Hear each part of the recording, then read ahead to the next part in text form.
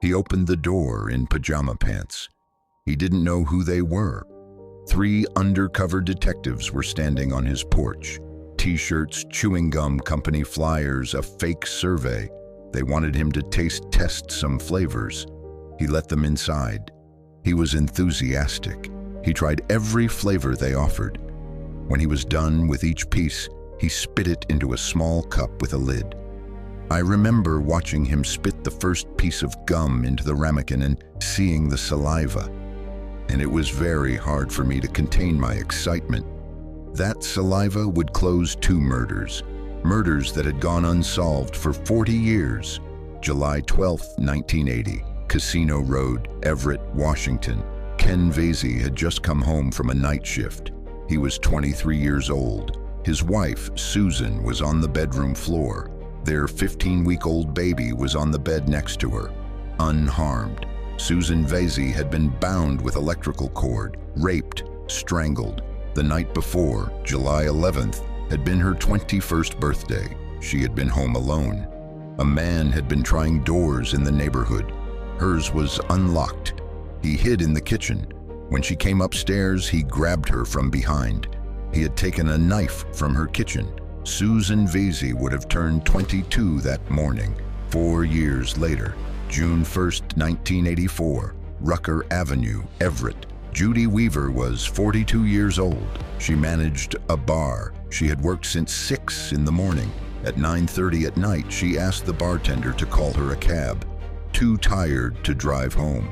She didn't know a man was waiting at her back door. He kicked it so hard it knocked her to the floor.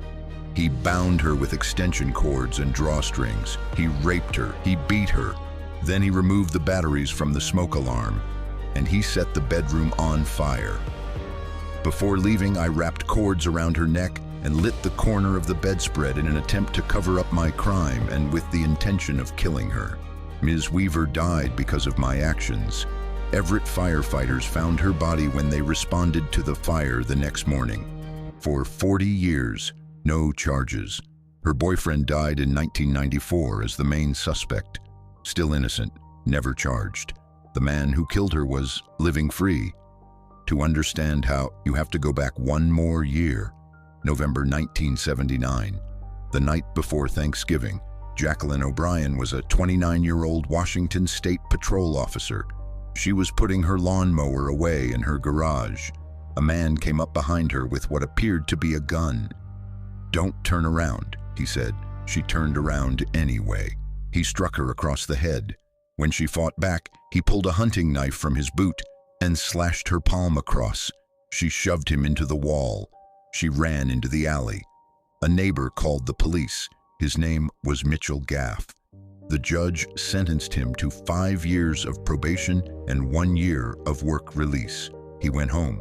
7 months later, he killed Susan Vasey. He was still on probation. 4 years after that, he killed Judy Weaver. Then, in August 1984, 3 months after killing Weaver, he entered a home where a mother and her teenage daughters were sleeping. The girls were 14 and 16 years old. He stayed for 2.5 hours.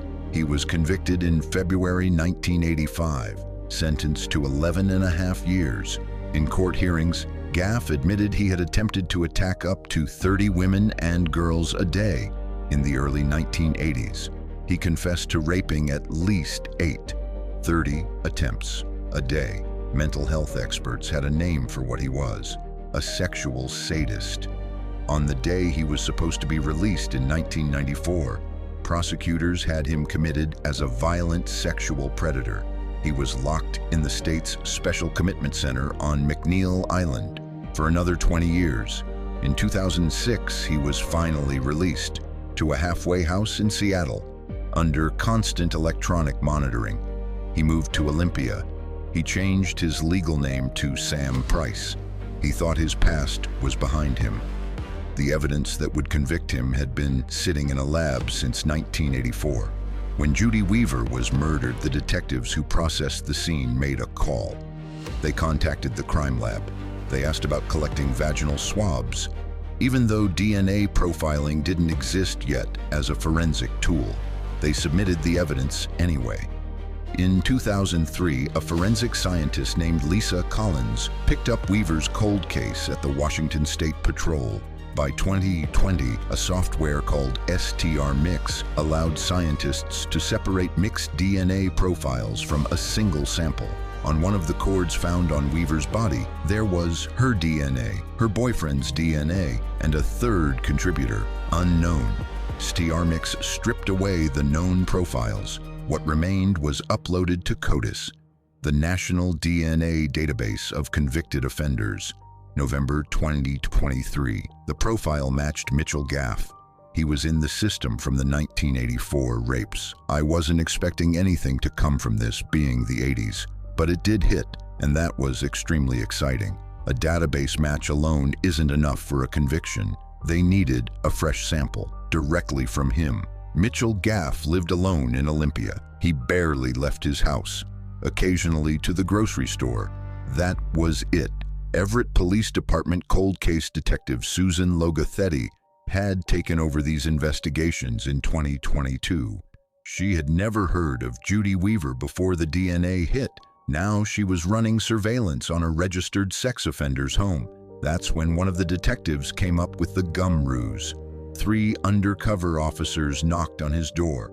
T-shirts, flyers, a box of chewing gum. Researchers for a company. They wanted him to taste test. He opened the door. He let them inside. He tried every flavor. He spit each piece into a small cup with a lid.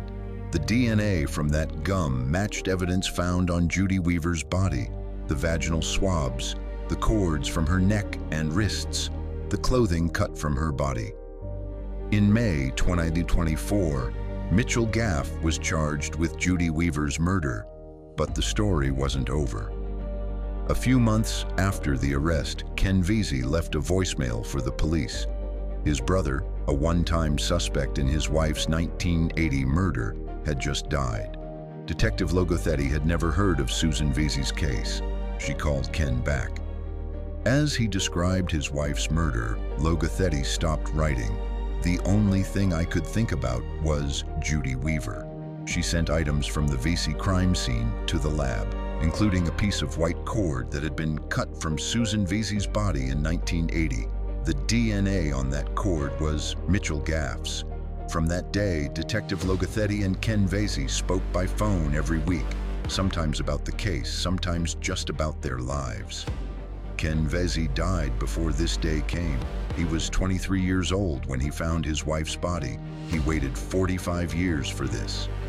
April 16, 2026, Snohomish County Superior Court.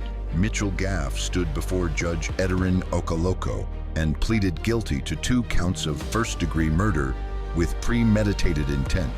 1 count for Judy Weaver, 1 count for Susan Vesey. He said in his statement he did not know either woman before he entered their homes. They were strangers to him. Jacqueline O'Brien sat in the courtroom gallery. She is 76 years old. The woman Mitchell Gaff attacked in her garage in November 1979. The attack for which he received probation. She had attended his hearings for nearly 50 years, but only by phone, never in person. This time, she showed up. The reason I haven't gone into court is because I refuse to let that person see me cry, and it's been almost 50 years. She had one more thing to say. I'm very sorry that I wasn't able to kill him the day he attacked me. Mitchell Gaff is being sentenced today. He is 68 years old. Prosecutors are asking the judge for a minimum of 61 years. He admitted to attempting to attack up to 30 women and girls a day in the early 1980s. He confessed to raping at least 8. 2 murders have now been solved. The case that ended in a courtroom today was closed by a piece of chewing gum and by a detective who listened when a grieving husband called. But the question that doesn't close is how many other doors he tried, and whether anyone is still waiting on the other side.